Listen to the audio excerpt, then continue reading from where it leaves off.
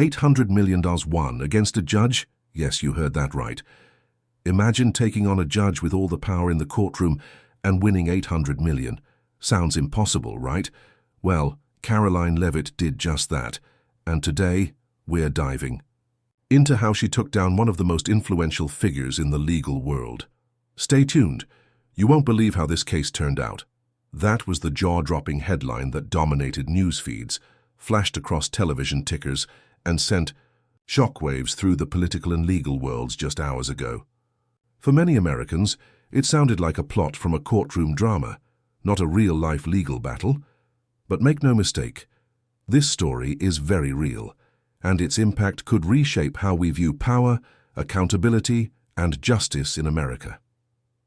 At the center of it all stands Karoline Leavitt, a name already familiar to many in political and media circles. Once hailed as a young rising conservative star, Leavitt pivoted from politics to the media spotlight, only to find herself thrust into a national controversy she never asked for. But now, that very controversy has led to an unprecedented legal triumph.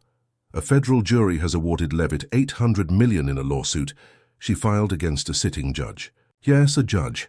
This wasn't just another celebrity courtroom dispute. This was a battle against the very system that claims to uphold fairness, justice, and due process, and Karoline's win. It's being described as one of the most important defamation victories in modern history, from controversy to courtroom. The story begins nearly a year ago, when Karoline became the target of highly controversial remarks made by a federal judge during a public court session.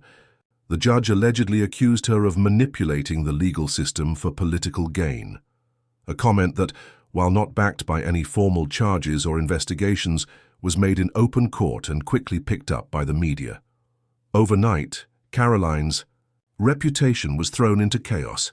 She was dropped from TV panels, lost speaking invitations, and watched as her name trended for all the wrong reasons. The backlash wasn't just professional, it was deeply personal. She was painted as dishonest, unethical, and manipulative, all because of a comment that never should have been made in the first place. Rather than retreating from the spotlight, Karoline decided to stand up and fight back. "This is not just about my name," she told a crowd of reporters after filing the suit. "This is about the power of unchecked authority, and what happens when those we trust to uphold justice weaponize their position." The lawsuit that made history.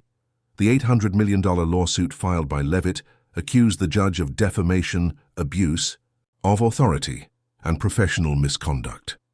Her legal team argued that the judge's public remarks were false, malicious, and made without any evidence, and that they caused irreversible harm to her personal and professional life. Legal experts initially called the case a long shot. After all, judges are usually protected by broad immunities in the courtroom, but Karoline's team took a unique approach. They weren't challenging the judge's rulings. They were challenging what was said publicly outside the bounds of any ruling or judgment in a way that could be seen as personal and defamatory. And it worked. In a dramatic court session that gripped the nation, the jury ruled in Leavitt's favor, agreeing that the judge had overstepped legal and ethical boundaries. The $800 million payout wasn't just a monetary figure, it was a message. Even those on the bench are not above the law. An emotional, unfiltered reaction.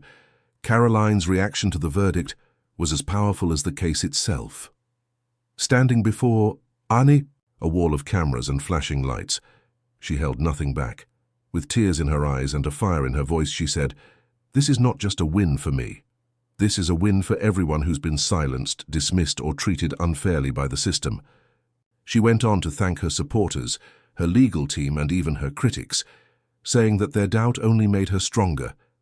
The internet exploded with support. Hashtags like "Justice for Karoline" and "Nara System Reckoning" trended for hours. Social media platforms were flooded with reaction videos, praise, and even emotional testimonies from people who said they too had been victims of judicial overreach. Karoline's victory had struck a deeper chord, one far beyond her individual case. What this means for the future legal analysts are calling this ruling a watershed moment that could set a precedent for future defamation cases involving powerful figures, The conversation around judicial accountability has gained new momentum, and lawmakers are already drafting proposals that would re-evaluate protections for judges in cases of public misconduct. For Karoline Leavitt, this is more than a personal victory. It's a national statement. It's a signal that the fight for fairness doesn't end in the courtroom. Sometimes that's where it begins, and as Karoline herself said at the end of her press conference, you don't need to be powerful to demand justice. You just need the courage to speak the truth. This lawsuit wasn't just about the money. It wasn't about flashy headlines or revenge. For Karoline Leavitt, it was always about something much bigger: principle, reputation, and justice. Her journey from victim of public humiliation to victorious plaintiff in one of the largest defamation suits in U.S. history is more than just news. It's a story of courage, strategy, and sheer resilience. Let's rewind to a year ago.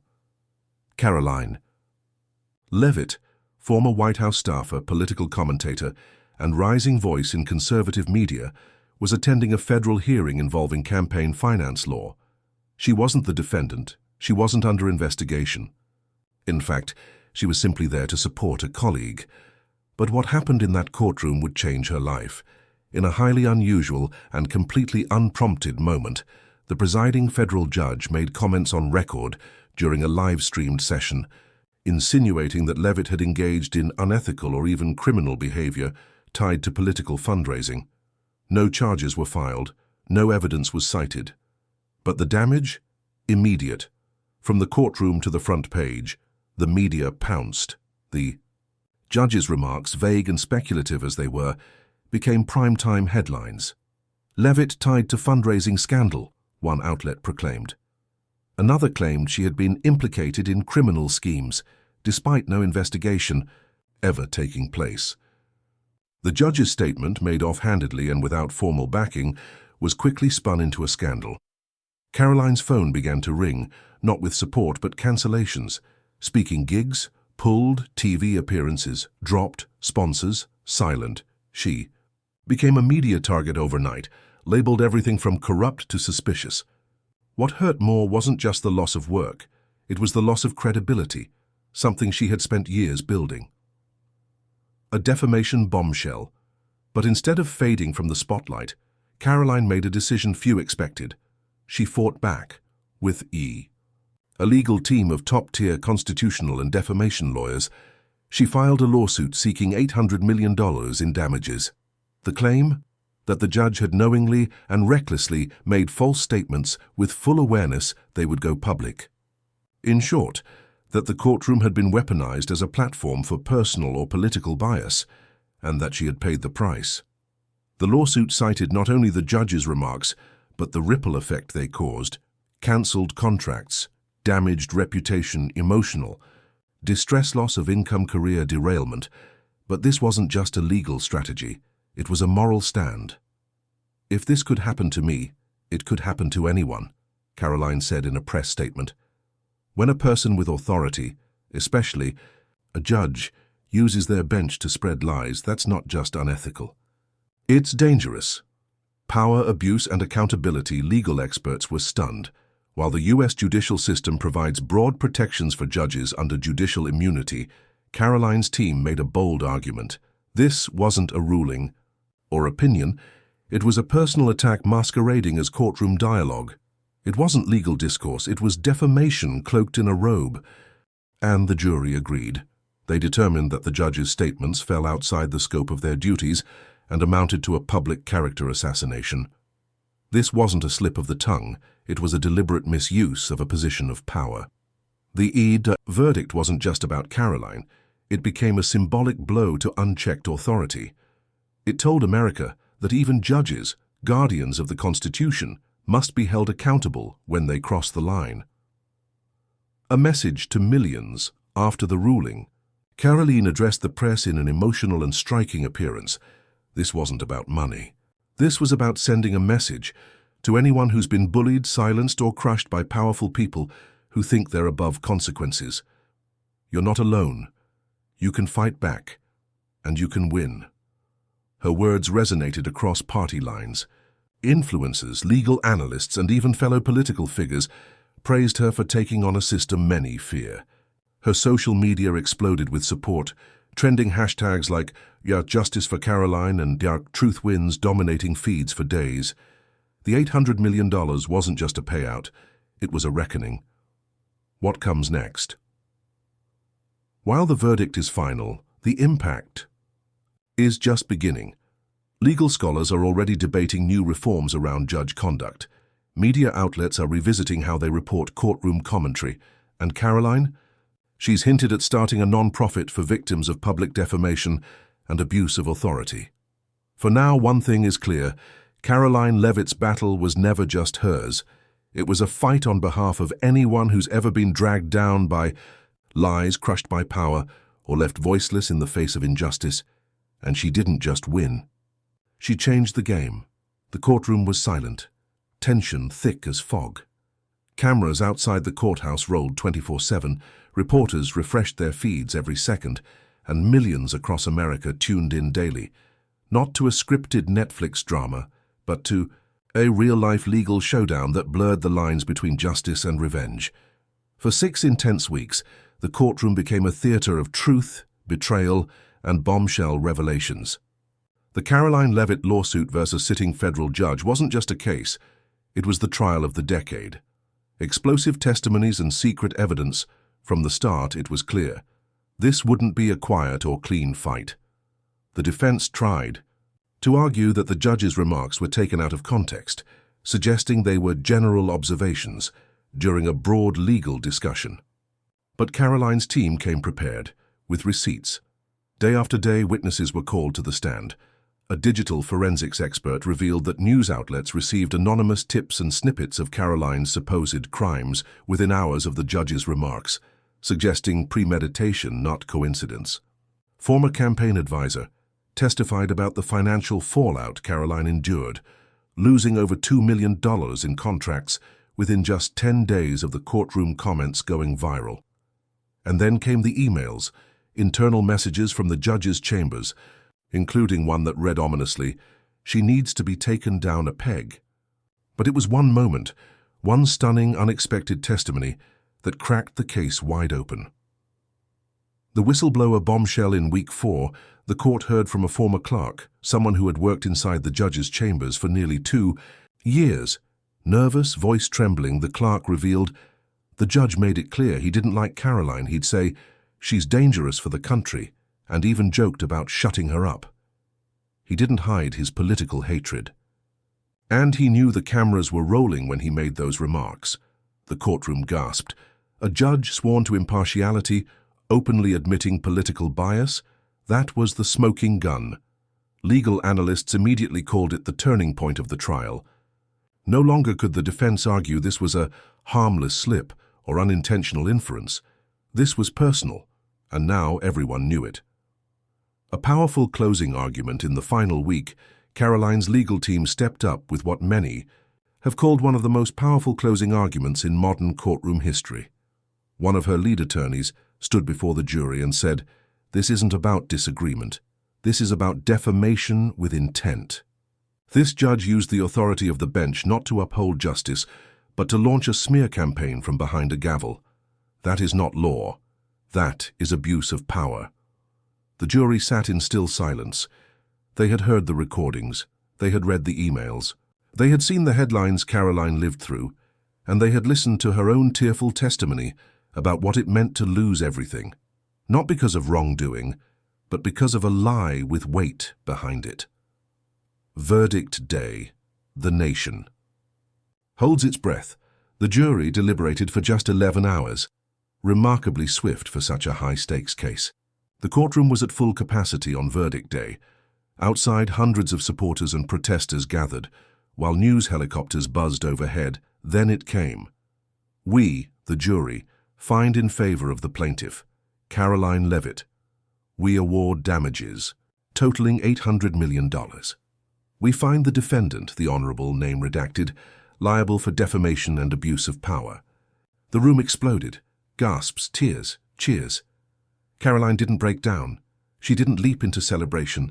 She simply closed her eyes, leaned over to her attorney, and whispered the words that would become a viral headline across the world. Truth wins. Aftermath and legacy news broke instantly. Twitter, now X, crashed for 15 minutes from the volume of traffic. Cable networks scrambled to analyze what this meant for judicial accountability. Legal textbooks will likely include this case within the next year. For Karoline, the ruling marked not just vindication, but liberation. In a brief statement afterwards, she said, "This verdict isn't about revenge. It's about proving that no one, no matter how powerful, gets to destroy another person with lies. Not anymore. What this trial means for you." The Karoline Leavitt trial is more than a headline. It's a reminder of what happens when someone refuses to stay silent.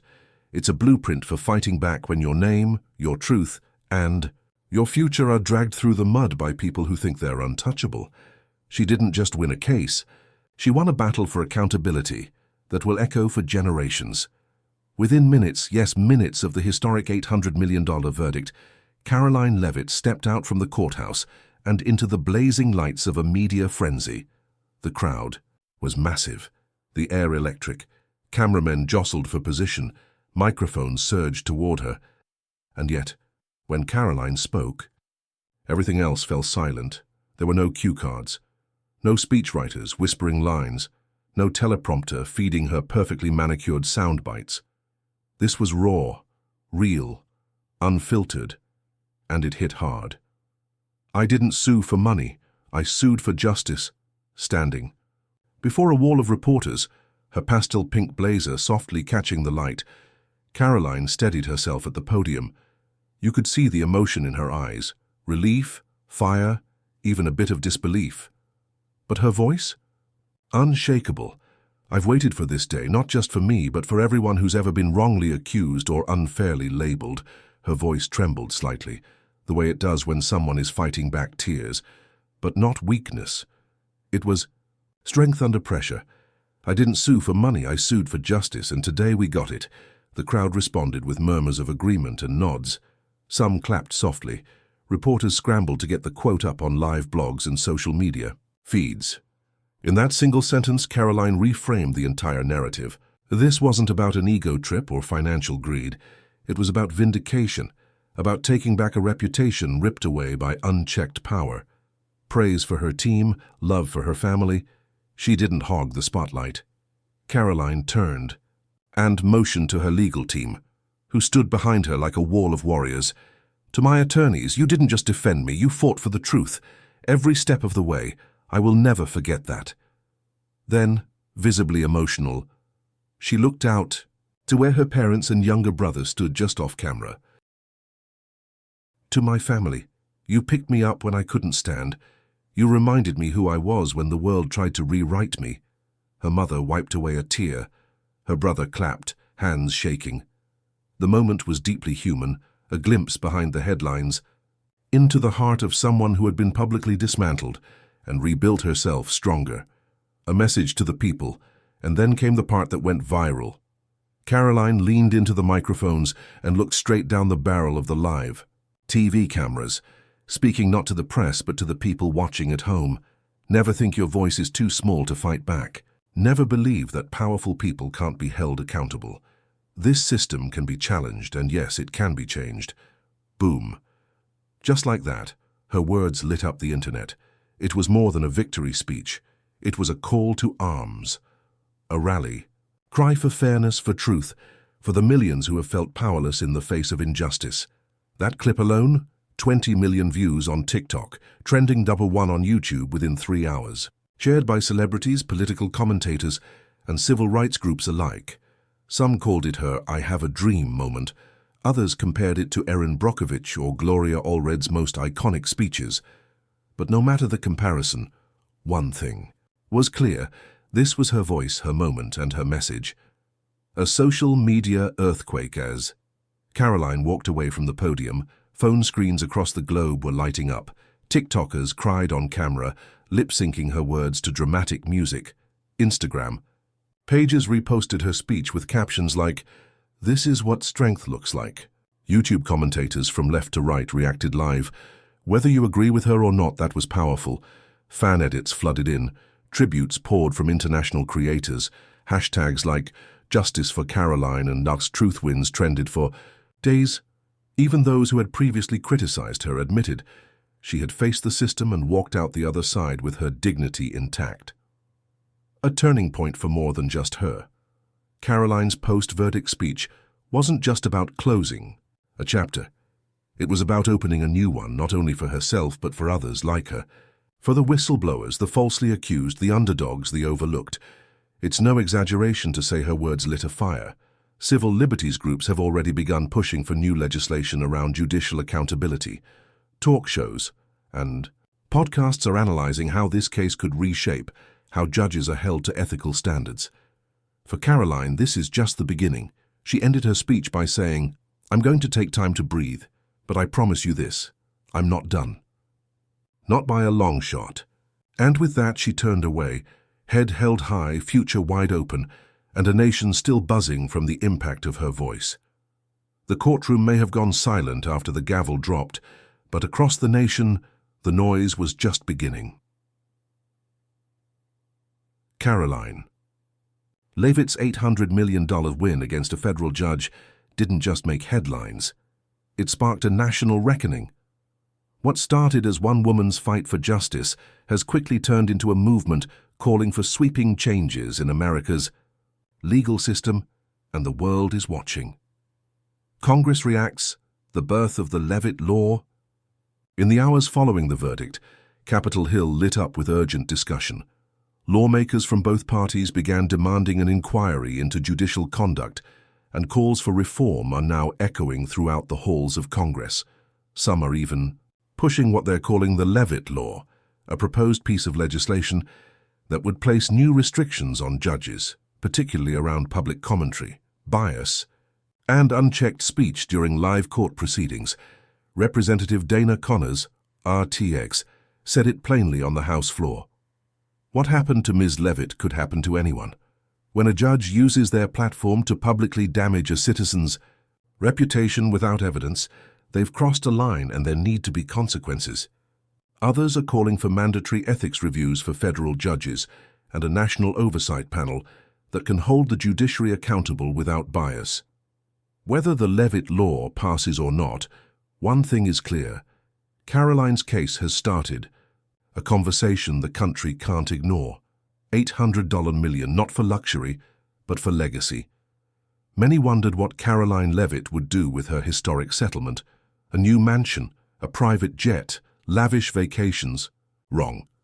In a sit-down interview with a major news outlet, Karoline made her intentions crystal clear. This money isn't mine alone. It belongs to every voice that's ever been drowned out. Instead of indulgence, Karoline is choosing impact. She's announced the launch of the Voice Unheard Fund, a non-profit legal defense fund aimed at helping individuals who are battling defamation, abuse of power, or retaliation from large institutions. The fund's mission: provide free legal counsel to victims of unjust public attacks, support whistleblowers, and underdog plaintiffs push for reform in media and judicial accountability. Karoline explained, "Too many people don't fight back, not because they're wrong, but because they can't afford to be right." The announcement sparked a wave of praise. Civil rights groups, non-profit leaders, and public interest attorneys applauded her decision, calling it a game-changing moment for legal justice. What happens to the judge now? As Karoline moves forward, the judge at the center of the controversy faces a very different path. Legal analysts confirm that disbarment proceedings are already underway. Several judicial watchdog organizations have filed formal complaints, and federal investigators are reportedly reviewing private communications and court transcripts that surfaced during the trial. Judge Harold Brenner, name changed for story. Context: once respected, is now under fire. His courtroom behavior, once dismissed as colorful, is now being reframed as prejudicial, personal, and dangerous. And it's not just about Karoline's case. Sources say other past rulings are being reviewed to determine whether bias or misconduct influenced previous outcomes. Legal expert Dr. Elaine Coster weighed in. This verdict set a precedent, not just legally, but morally. Judges are not above the law. If they use their bench as a weapon, they must face the consequences. Where Karoline goes from. Here with victory behind her and momentum ahead, everyone's asking, what's next for Karoline Leavitt? Her answer: healing. Fighting, building. I'm not going back to politics, not yet. My mission now is to help others fight the battles they're told they can't win. Though she's ruled out a political run for now, many insiders believe this chapter may actually launch her into a new era of influence, one rooted in justice, advocacy, and public empowerment. She's already been invited to keynote at major legal summits, civil rights conferences, and university forums. Her name is now synonymous with resilience, justice, and the power of speaking truth to power. Final thoughts. A moment that changed everything. What began as a humiliating smear on Karoline. Leavitt's name ended in an $800 million declaration of truth, a story that has captivated the country and redefined what's possible when courage meets principle. She didn't just win a lawsuit, she changed the system, amplified unheard voices, and reminded America that no one, not even a judge, is beyond accountability. And as Karoline herself said before walking off the courthouse steps for the last time, "I stood alone, and now we stand together." If you found Karoline Leavitt's incredible story inspiring, make sure to hit that like button and subscribe to our channel for more unbelievable real-life stories and legal victories. Don't forget to turn on the notification bell so you never miss an update. Drop a comment below with your thoughts on this shocking legal battle. Did you expect Karoline to win? We'd love to hear from you. Thanks for watching, and we'll see you in the next one.